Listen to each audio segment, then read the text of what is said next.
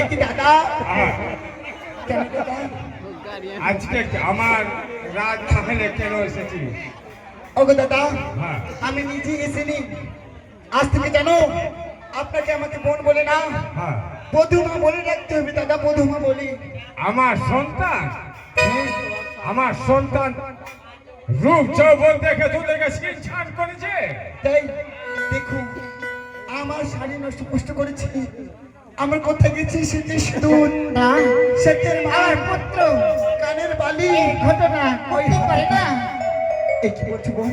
হ্যাঁ আপনার পুত্র আমি শুধু শান্তি আমাকে ধরে বলছি, আমার পুত্র এই ঘটনা করতে পারে না। এমন ঘটনা করতে পারে না।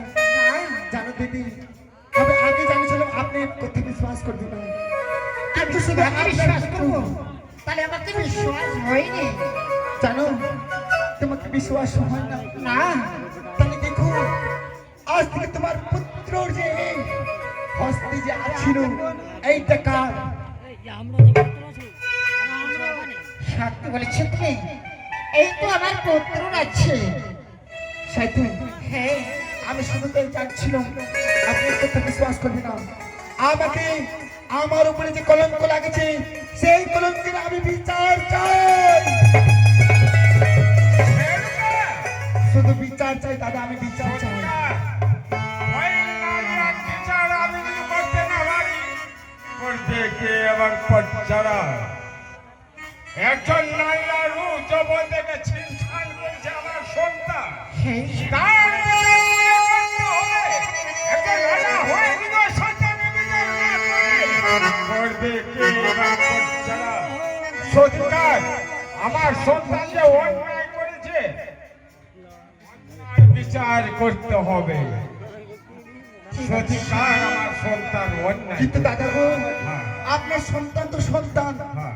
আপনার যে বাড়ির যে নেগা পাত্র আছে সে আমার সখীগুলাকে নষ্ট কষ্ট করে আমার দিয়েছে। নেগা পাত্র ছিল সঙ্গে সঙ্গে, তাই তাই হবে তোমরা বস আমার রাজমহলে, আর আমি তার বিচার করব।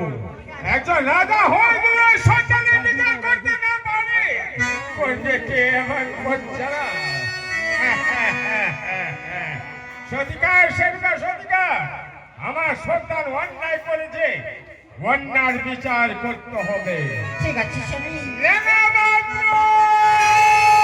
দাদা মহারাজ আপনার নেগা পাত্র এভাবে আসবে না, হ্যাঁ। আমি নিজের সখীকে বেঁচে ওকে নিয়ে আসতে।